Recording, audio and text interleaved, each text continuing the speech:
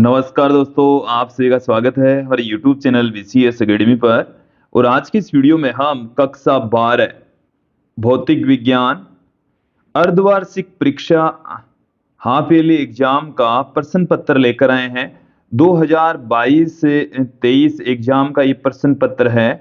विद्यार्थियों, हम आपको बता दें कि जो हाफ ईयरली एग्जाम है वो डिस्ट्रिक्ट वाइज होती है। हर एक डिस्ट्रिक्ट का प्रश्न पत्र अलग होता है। ये जो प्रश्न पत्र आप देख रहे हैं वो सीकर डिस्ट्रिक्ट का देख रहे हैं। सीकर डिस्ट्रिक्ट में फिजिक्स का हाफ ईयरली का प्रश्न पत्र हो चुका है, आज ही हुआ है, और इसका सॉल्यूशन आप यहां पर देखने जा रहे हैं। विद्यार्थियों, हम आपको बता दें कि आपके डिस्ट्रिक्ट में होने वाला जो प्रश्न पत्र है वो लगभग इसी टाइप का होने वाला है, और कुछ क्वेश्चंस आपको इस प्रश्न पत्र में से हूबहू मिलने वाले हैं। तो इस प्रश्न पत्र को, पेपर को हम सोल्व करते हैं। यहाँ पर एक एक करके सभी क्वेश्चंस देखेंगे, उनका कॉन्सेप्ट समझेंगे। चलिए इस वीडियो को स्टार्ट करते हैं। और विद्यार्थियों, यदि आप हमारे YouTube चैनल पर नए हैं तो चैनल को सब्सक्राइब कर लीजिए, साथ में बेल आइकन भी दबा दीजिए ताकि आपको आगे की वीडियोस की नोटिफिकेशन मिलते रहें। अपने क्लासमेट्स को ज़्यादा से ज़्यादा शेयर करें ताकि ज़्यादा से ज़्यादा स्टूडेंट्स को इसका लाभ हो सके। देखिए, सबसे पहले हमें ऑब्जेक्टिव टाइप के क्वेश्चंस यहाँ पर मिलने वाले हैं। पहला क्वेश्चन देखिए, मल्टीपल चॉइस का पहला पार्ट, हेल्महोल्ट्ज कुंडलियों का उपयोग किया जाता है। तो देखिए, हेल्महोल्ट्ज कुंडलियां यूनिफॉर्म मैग्नेटिक फील्ड क्रिएट करने के लिए यूज में लेते हैं। तो एक समान चुंबकीय क्षेत्र उत्पन्न करने में इसका उपयोग होता है। तो ऑप्शन सी यहां पर सही होने वाला है। नेक्स्ट क्वेश्चन की ओर बढ़ते हैं कि समविभव पृष्ठ के किसी बिंदु पर विद्युत क्षेत्र होता है। समविभव पृष्ठ और विद्युत क्षेत्र दोनों एक दूसरे के परपेंडिकुलर होते हैं। देखिए, ये कोई समविभव पृष्ठ है तो ये विद्युत क्षेत्र इसके ठीक क्या होगा, लंबवत होगा। तो पृष्ठ के लंबवत होगा। विद्युत क्षेत्र क्या रहेगा, पृष्ठ के लंबवत। ऑप्शन बी यहां पर सही होने वाला है। नेक्स्ट क्वेश्चन देखिए कि प्रकाश की प्रकृति अनुप्रस्थ होती है, यह घटना तरंग के कौन से सिद्धांत के द्वारा ज्ञात होती है। विद्यार्थियों, हम आपको बता दें कि इसी टाइप का क्वेश्चन बोर्ड द्वारा जारी जो मॉडल प्रश्न पत्र है उसमें था, और ये क्वेश्चन यहाँ पर इस प्रश्न पत्र में भी है, इस पेपर में भी है। वहां पर भी हमने इसका आंसर बताया था कि प्रकाश के ध्रुवण द्वारा हमें प्रकाश की अनुप्रस्थ प्रकृति का पता लगता है। तो ऑप्शन सी यहां पर सही होने वाला है। नेक्स्ट क्वेश्चन की ओर बढ़ते हैं कि चुंबकीय फ्लक्स और प्रतिरोध के अनुपात का मात्रक निम्नलिखित में से किस राशि के समान होगा। हमें यहां पर चुंबकीय फ्लक्स फाई और प्रतिरोध आर, इन दोनों के रेशियो पूछा है। तो इनमें से किसकी इक्वल होगा ये हमें फाइंड आउट करना है। तो देखिए, फाई अपॉन में आर हमें ज्ञात करना है। तो विद्यार्थियों, हम आपको बता दें कि देखिए, फाई बराबर होता है एल इंटू में आई, एल इंटू में आई, ये आर पढ़ाई है। अब आप यहां पर देखेंगे कि अक्सेल बराबर होता है ओमेगा इंटू एल, ये हम जानते हैं। प्रेरणिक प्रतिघात बराबर होता है ओमेगा एल। तो यहां से एल बराबर हम क्या पुट कर सकते हैं, अक्स एल बट्टे में ओमेगा पुट कर सकते हैं। तो देखिए, आई तो यहां पर पढ़ाई है, एल के स्थान पर हम अक्सेल अपॉन में ओमेगा पुट कर सकते हैं, आर यहां पर पढ़ाई है। देखिए, अब हमें क्या पूछा है कि इनमें से किसके मात्रक के समान होगा। तो देखिए, यहां पर समझेंगे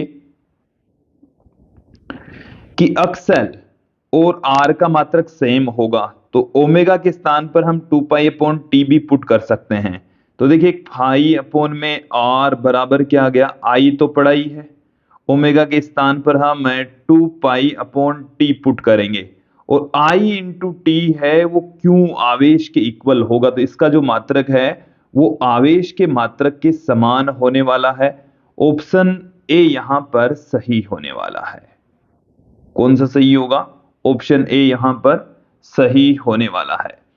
नेक्स्ट क्वेश्चन की ओर बढ़ते हैं। शुद्ध प्रेरकत्व या धारिता का शक्ति गुणांक का मान होता है। विद्यार्थियों हम आपको बता दें कि यदि हम शुद्ध प्रेरकत्व जोड़ दें या शुद्ध धारिता जोड़ दें तो फाई का जो मान है वो प्लस माइनस पाई/2 होता है। और जो शक्ति गुणांक है, शक्ति गुणांक होता है कोस फाई, और कोस 90 की जो वैल्यू होती है वो होती है 0। तो शक्ति गुणांक कितना होगा? 0 होगा। ऑप्शन सी यहां पर सही होने वाला है। नेक्स्ट क्वेश्चन की ओर बढ़ते हैं।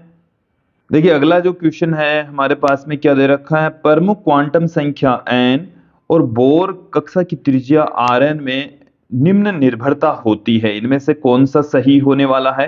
तो विद्यार्थियों हम आपको बता दें कि जो बोर की त्रिज्या होती है वो क्वांटम संख्या के वर्ग के समानुपाती होती है। तो ऑप्शन बी यहां पर सही होने वाला है। अब देखिए रिक्त स्थान की पूर्ति कीजिए। अब यहां पर हम देखेंगे फिल इन द ब्लैंक्स वाले क्वेश्चन। और पहला क्वेश्चन देखिए कि नाभिक में प्रति न्यूक्लियन बंधन ऊर्जा, प्रति न्यूक्लियन बंधन ऊर्जा किसको दर्शाती है? नाभिक के स्थायित्व को दर्शाती है। नाभिक के स्थायित्व को दर्शाती है, नाभिक के स्थायित्व को रिप्रेजेंट करती है। नेक्स्ट क्वेश्चन देखिए कि प्रत्यावर्ती धारा जनित्र, प्रत्यावर्ती धारा जनित्र कौन सी ऊर्जा को विद्युत ऊर्जा में रूपांतरित करता है? तो ये यांत्रिक ऊर्जा, यहां पर क्या आने वाला है?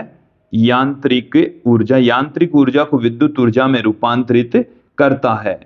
नेक्स्ट क्वेश्चन देखिए हाइड्रोजन परमाणु की आयनन ऊर्जा होती है। तो हाइड्रोजन परमाणु की जो आयनन ऊर्जा है वो 13.6 इलेक्ट्रॉन वोल्ट होती है।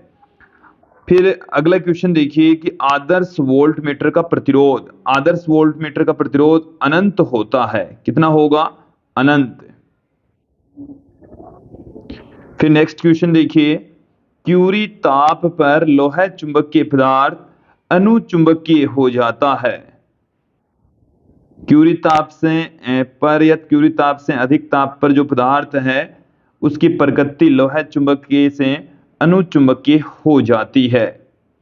फिर नेक्स्ट क्वेश्चन देखिए बायो सावर्ट के नियम को सदिश रूप में व्यक्त कीजिए। बायो सावर्ट को का जो नियम है, देखिए हम सदिश के रूप में इस तरीके से इसको पुट कर सकते हैं, dB vector equal to mu 0 I dl vector cross r vector. देखो कई जगह पर यहां पर r कैप भी आपको मिल सकता है, मैंने यहां पर dl vector cross r vector लिखा है। जब आप r वेक्टर यहां पर पुट करेंगे तो बट्टे में r क्यूब आपको पुट करना होगा। इसे एक बार अच्छे से समझ लीजिए कि देखिए हम अदिश के रूप में जब लिखते हैं तो I dl sine theta upon r square put करते हैं, और यहां पर हमारे पास में सदिश की फॉर्म में लिख रहे हैं तो यहां पर जो साइन थीटा है उसको हमने यहां पर क्या कर दिया, dl cross r vector upon r cube हमने इसको पुट कर दिया है। तो सदिश के रूप में हम इस तरीके से लिख सकते हैं। देखिए यहां पर इस कांस्टेंट को एक बार जरूर देख लीजिए, म्यू 0 अपॉन 4 पाई होगा। तो mu 0 I into dl vector cross r vector upon r cube, यहां पर इसका सदिश रूप सही होने वाला है।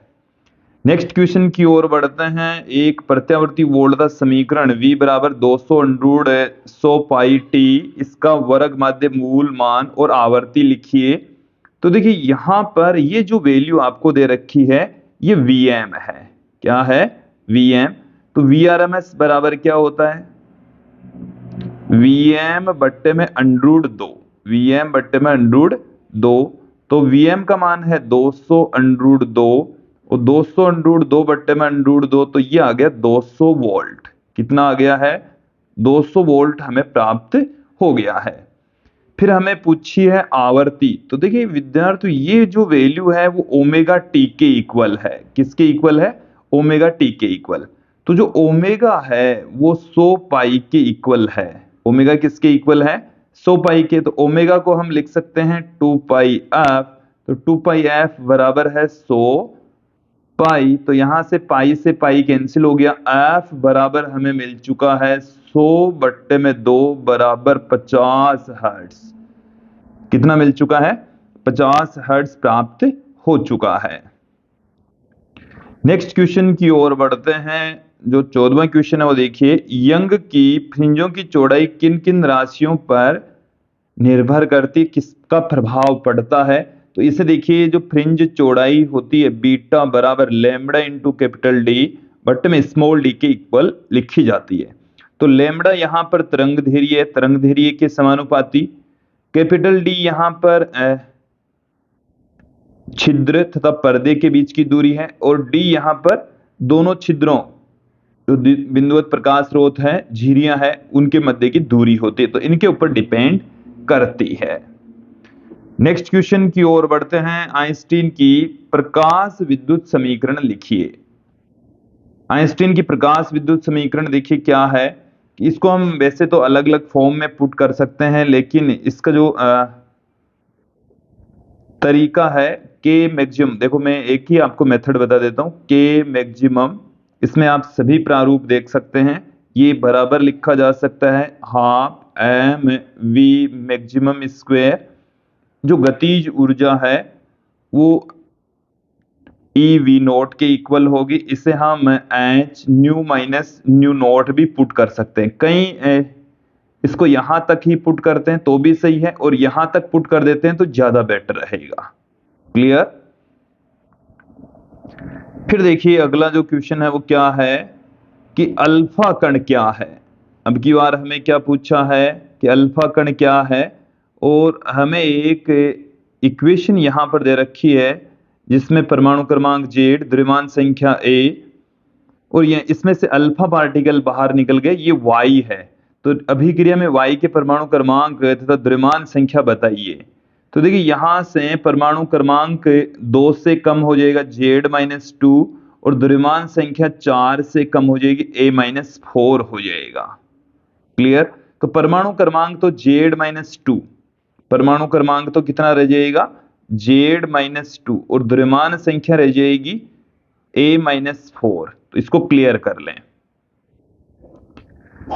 नेक्स्ट क्वेश्चन देखिए कि चित्र में दर्शाए गए संयोजन की बिंदु P व N के मध्य तुल्य धारिता होगी। यहां पर हमें एक 10 माइक्रोफेरेड, यहां पर 20 माइक्रोफेरेड, और यहां पर 30 माइक्रोफेरेड के 3 संधारित्र हमें दे रखे हैं। ये जो संधारित्र है वो C1, ये C2, और इसको मैं नाम देता हूं C3। तो C1 और C2 इन दोनों की तुल्य धारिता C1 C2, तो 10 प्लस 20 ये तो हो जाएगी 30 माइक्रोफेरेड। अब हम इसकी तुल्य धारिता, तो यहां पर C डैश आ जाएगा, इन दोनों के स्थान पर क्या आ जाएगा C डैश आ जाएगा। तो C डैश आ जाएगा तो समान दोनों श्रेणी क्रम में हो जाएंगे। श्रेणी क्रम में 1/C डैश प्लस 1/C3, तो 1/30 प्लस में 1/30 1/C, तो ये आ गया 2/30 मतलब 1/15, और C बराबर आ गया 15 माइक्रोफेरेड। C बराबर कितना आ गया है 15 माइक्रोफेरेड प्राप्त हो गया है। अब देखिए जो नेक्स्ट क्वेश्चन है वो क्या है कि किसी परिपथ में 0.1 सेकंड में धारा 5 एम्पीयर से 0 एम्पीयर तक गिरती है। यदि औसत प्रेरित विद्युत वाहक बल 200 वोल्ट है तो परिपथ में स्व प्रेरकत्व का आकलन कीजिए। यहां पर आप ध्यान देंगे हमारे पास में L बराबर एक फॉर्मूला होता है माइनस में E अपॉन DI/dt। क्लियर? तो देखिए यहां पर इसमें सब वैल्यू मैं यहां पर पुट कर देता हूं। जो dt है इस क्वेश्चन में 0.1 सेकंड दे रखा है, साथ में di धारा में जो परिवर्तन है अंतिम 0 में से 5 घटा देंगे तो -5 एम्पीयर प्राप्त हो जाएगी। E बराबर हमें मिल जाएगा 200 वोल्ट। तो देखिए सबकी वैल्यू मैं यहां पर पुट कर देता हूं। तो L बराबर कितना आ गया हमारे पास में L बराबर माइनस में 200 बट्टे में D upon D T. D का मान है माइनस में 5, तो माइनस माइनस हो जाएगा प्लस 5 बट्टे में 0.1, तो 0.1 ऊपर चला जाएगा। 20 बट्टे में 5, 4 हेनरी इसका आंसर हमें प्राप्त हो जाएगा। देखिए नेक्स्ट जो क्वेश्चन है वो क्या है, अनुनाद की शर्तें लिखिए। श्रेणी एलसीआर परिपथ में अनुनाद अवस्था से क्या तात्पर्य है। देखिए अनुनाद की शर्त यह है कि एक ऐसी स्थिति होगी जिसमें जो वोल्टता या धारा होती है उसकी आवृत्ति इंक्रीज हो जा, मतलब एक ऐसी स्थिति होगी जिस पर धारा का मान अधिकतम हो जाएगा। अनुनाद के लिए क्या होगा, धारा मैक्सिमम हो जाएगी। धारा क्या होगी, मैक्सिमम होगी। और एलसीआर अनुनाद के अंदर अक्ष एल और अक्ष सी दोनों बराबर हो जाएंगे। धारितीय प्रतिघात और प्रेरणिक प्रतिघात दोनों क्या होंगे, इक्वल हो जाएंगे। क्लियर। और जब दोनों इक्वल होते हैं तो जो प्रतिबाधा है वो मिनिमम हो जाती है। प्रतिबाधा क्या हो जाती है, मिनिमम। धारा क्या हो जाती है, मैक्सिमम। और कुल प्रतिघात, देखिए कुल जो प्रतिघात है अक्स बराबर अक्स सी माइनस अक्स एल, ये 0 हो जाता है। अक्स सी माइनस अक्स एल कितना हो जाता है, 0 हो जाता है। जबकि अनुनाद की स्थिति में जो आवृत्ति है 1/2 पाई अंडरूट में एल सी प्राप्त होती है। नेक्स्ट क्वेश्चन की ओर बढ़ते हैं। देखिए अगला जो क्वेश्चन है वो क्या है कि व्यतिकरण एवं विवर्तन में अंतर स्पष्ट कीजिए। दोनों में क्या संबंध होगा ये हम देख लेते हैं। अब यहां पर हम बात करते हैं व्यतिकरण तथा विवर्तन में अंतर। तो देखिए जो विवर्तन की जो घटना है वो द्वितीयक तरंगिकाओं के अध्यारोपण से प्राप्त होती है, जबकि व्यतिकरण की जो घटना है वो तरंगाग्रों के अध्यारोपण से होती है। तो ये तरंगाग्रों के अध्यारोपण से और ये है द्वितीयक तरंगिकाओं के अध्यारोपण से। विवर्तन के अंदर केंद्रीय फ्रिंज की जो चौड़ाई है वो सर्वाधिक होती है और चमकीली फ्रिंजों की चौड़ाई जैसे ऊपर या नीचे चलेंगे तो घटेगी, जबकि काली फ्रिंजों की चौड़ाई बढ़ती जाती है। जबकि व्यतिकरण में काली और चमकीली फ्रिंजों की चौड़ाई एक समान होती है। फिर नेक्स्ट जो डिफरेंस है वो देखिए कि केंद्रीय फ्रिंज की तीव्रता सर्वाधिक और फिर चमकीली फ्रिंजों की तीव्रता घटती चली जाती है, जबकि काली फ्रिंजों की तीव्रता यहां पर 0 नहीं होती। इसमें देखिए चमकीली फ्रिंजों की तीव्रता एक समान और काली फ्रिंजों की तीव्रता 0 होती है। देखिए इसमें अच्छा विपर्यास नहीं होता, जबकि इसमें व्यतिकरण फ्रिंजों के मध्य अच्छा विपर्यास होता है। नेक्स्ट क्वेश्चन देखिए कि अफवा वेग के आधार पर ओम के नियम को प्राप्त कीजिए। J = सिग्मा E, इसको हमें व्युत्पन्न करना है। तो देखिए एक आसान सा तरीका है, अपवन वेग के दोनों फॉर्मूलों को इक्वल पुट करके हम इस रिलेशन को फाइंड आउट कर सकते हैं। यहीं पर आप ध्यान देंगे, ये हमारे पास में दो फॉर्मूले हैं। Vd बराबर I अपॉन में ANE, अपवन वेग तथा धारा में संबंध। एक Vd का हमारे पास में एक और फॉर्मूला है E टो अपॉन में M इंटू में E। दोनों को यदि हम इक्वल पुट कर दें देन हमें क्या मिल जाएगा, I अपॉन में ANE बराबर E टो अपॉन में M इंटू में E। यहां से देखिए इसको हम क्या पुट कर सकते हैं, I अपॉन में A, यहां से M अपॉन में N E² to equal to E। और इसे हम लिख सकते हैं J और इसे हम लिख सकते हैं रो, इंटू में रो आ गया बराबर में E। देखिए इसे अब क्या लिख सकते हैं, J अपॉन में सिग्मा भी पुट कर सकते हैं और J बराबर क्या आ जाएगा, सिग्मा इंटू E। और देखो बेहतरीन तरीके से आपको समझना है तो आप हमारे नोट्स की सहायता ले सकते हैं। नेक्स्ट देखिए जो क्वेश्चन है वो क्या है कि रदरफोर्ड के परमाणु मॉडल की दो कमियां लिखिए। नेक्स्ट क्वेश्चन देखेंगे रदरफोर्ड मॉडल की कमियां। तो पहली और जो मेजर जो कमी है वो है परमाणु का स्थायित्व है। इसमें क्या होता है कि इस तरीके से माना गया था कि जो इलेक्ट्रॉन है वो नाभिक के चारों ओर वृत्ताकार कक्षाओं में घूमते हैं। तो चिरसम्मत भौतिकी ये कहती है कि वो लगातार ऊर्जा का उत्सर्जन करेगा, जिससे वर्तीय कक्षाओं में घूम रहे जो इलेक्ट्रॉन है वो भी धीरे धीरे ऊर्जा का उत्सर्जन करेंगे और अंत में अपनी ऊर्जा खोकर नाभिक के अंदर समाहित हो जाएंगे, जबकि वास्तव में ऐसा नहीं होता। तो इसलिए ये एक बड़ी कमी रही इसकी। इसके साथ में परमाणु का जो सतत स्पेक्ट्रम होना चाहिए, जबकि वास्तव में जो परमाणु स्पेक्ट्रम है वो रेखीय स्पेक्ट्रम होता है। इसकी भी व्याख्या इस मॉडल के द्वारा नहीं की जा सकी। कुछ कमियां और देख लीजिए। स्पेक्ट्रमी रेखाओं की तीव्रता, विद्युत क्षेत्र और चुंबकीय क्षेत्र में रेखाओं का विपाटन, जिसे हम जीमान प्रभाव और स्टोक्स प्रभाव कहते हैं, उसकी व्याख्या इस मॉडल के द्वारा नहीं की जा सकी। यह मॉडल नाभिक के चारों ओर इलेक्ट्रॉन वितरण को अच्छे से नहीं समझा पाया। तो कुछ कमियां रही है इस मॉडल की जो हमने आपके सामने रखी हैं। नेक्स्ट क्वेश्चन की ओर बढ़ते हैं। नेक्स्ट क्वेश्चन देखिए विद्यार्थियों, लेंस की क्षमता का मात्रक लिखिए। लेंस की क्षमता को हम P से पुट करते हैं, 1/f इसका फॉर्मूला होता है।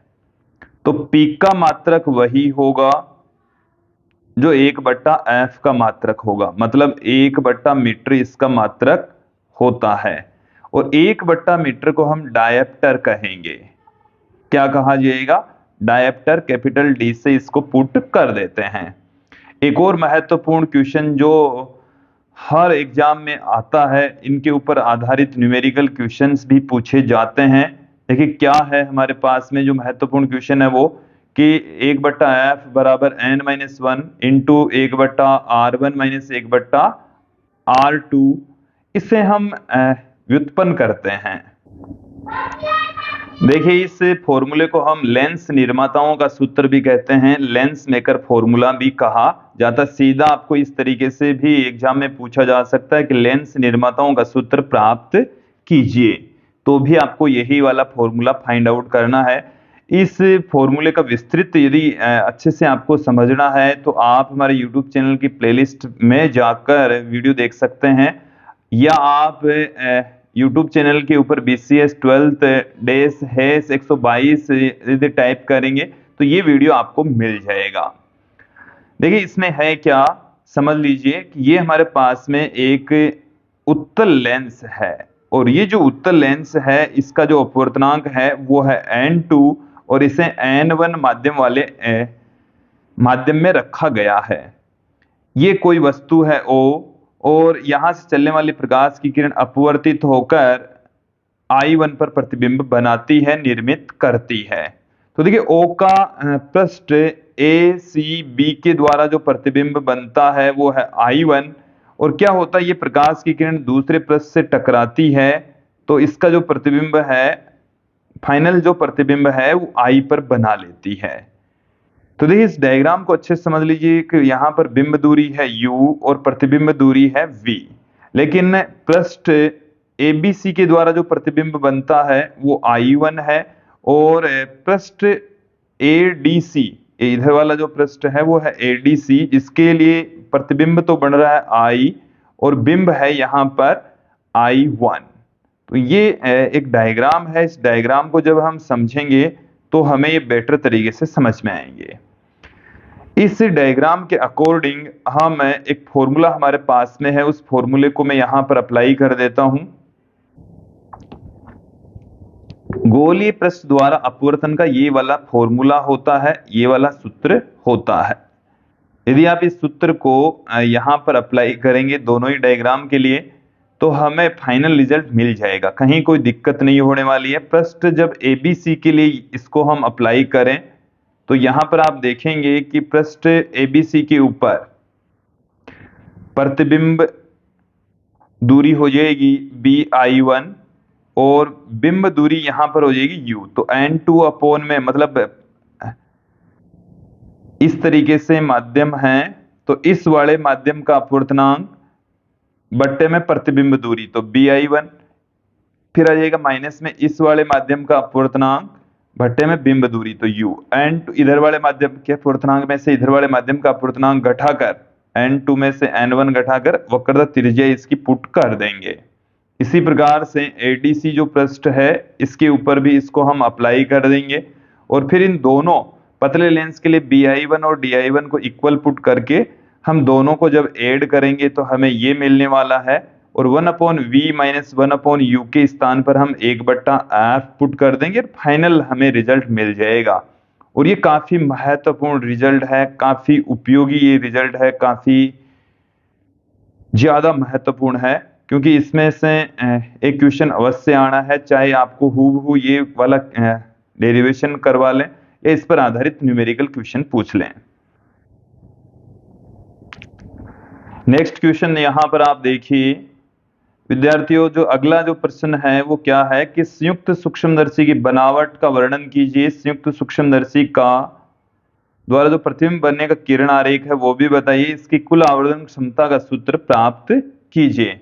विद्यार्थियों ये काफी महत्वपूर्ण क्वेश्चन होने वाला है। इसमें ये दोनों ही काफी इंपॉर्टेंट है और आपको हाफ ईयरली एग्जाम में और बोर्ड एग्जाम में इन दोनों में से एक क्वेश्चन आपको 100% मिलने वाला है, 100% मिलने वाला है। इस क्वेश्चन का जो सॉल्यूशन है वो हमने इस वीडियो की डिस्क्रिप्शन में लिंक दे रखी है, वहां पर जाकर आप देख सकते हैं, समझ सकते हैं। नेक्स्ट क्वेश्चन देखिए कि गाउस का नियम लिखिए और इसकी सहायता से अनंत लंबाई के एक समान रूप से आवेशित रेखीय चालक के कारण से किसी बिंदु पर विद्युत क्षेत्र की तीव्रता का व्यंजक प्राप्त कीजिए। आवश्यक चित्र भी बनाइए।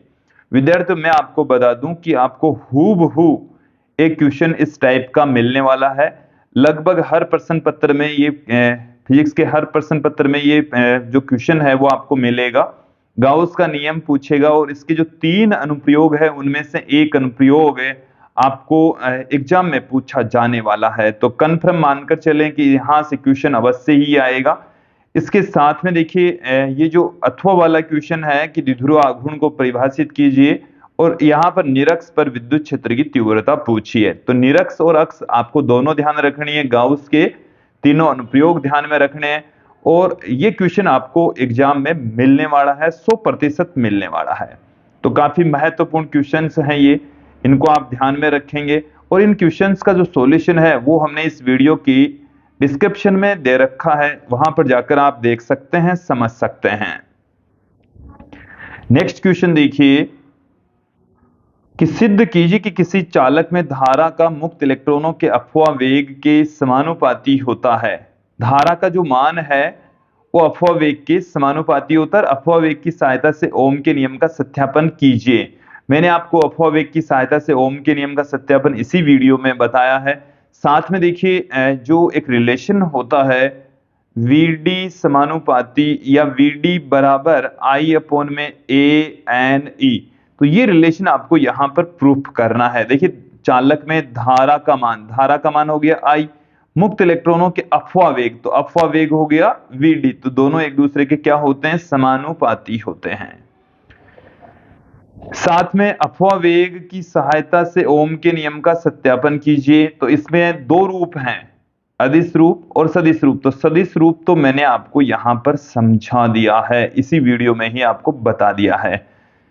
और विद्यार्थियों इनका जो सॉल्यूशन है वो भी हमने इस वीडियो की डिस्क्रिप्शन में दे रखा है। किरचॉफ के दोनों नियम आपको यहाँ पर पूछे गए हैं। साथ मीट्रिक सेतु की संतुलन की अवस्था में दिए गए चित्र में अज्ञात प्रतिरोध S का मान आपको ज्ञात करना है। तो विद्यार्थियों मैं आपको बता दूं कि ये जो लेंथ दे रखी है आपको, ये L है और ये हमें यहाँ पर R दे रखा है और इस S की वैल्यू हमें ज्ञात करनी है। तो S बराबर होता है 100 माइनस L बट्टे में L इंटू में R। देन देखिए यहां से क्या आ जाएगा, ये वैसे देखने में 6 ओम आएगा। देखिए 100, L का मान हमारे पास में है 40 बट्टे में 40 इंटू में 4। देन क्या मिल जाएगा, देखिए 60 बट्टे में 40 इंटू में 4, 0 से 0 कैंसिल, 4 से 4 कैंसिल, 6 ओम आ गया है। कितना आ गया है, 6 ओम हमें प्राप्त हो गया है। तो विद्यार्थियों ये था आज का हमारा वीडियो और इसमें आपने बहुत ही इंपॉर्टेंट महत्वपूर्ण क्वेश्चंस यहाँ पर देखे हैं, समझे हैं। यदि हमारे को कोई अन्य डिस्ट्रिक्ट का प्रश्न पत्र मिलता है तो वो हम आपके लिए लेकर आएंगे। आप अपने जिले का जो फिजिक्स का प्रश्न पत्र है वो जैसे ही हो जाए आप हमें अवश्य सेंड कर दीजिएगा, ताकि हम उस पर एक आसान भाषा में वीडियो लेकर आ सके, ताकि बाकी के जो स्टूडेंट्स हैं उनको इसका लाभ हो सके, ज़्यादा से ज़्यादा वो फायदा उठा सके। तो आज की इस वीडियो में इतना ही। धन्यवाद दोस्तों।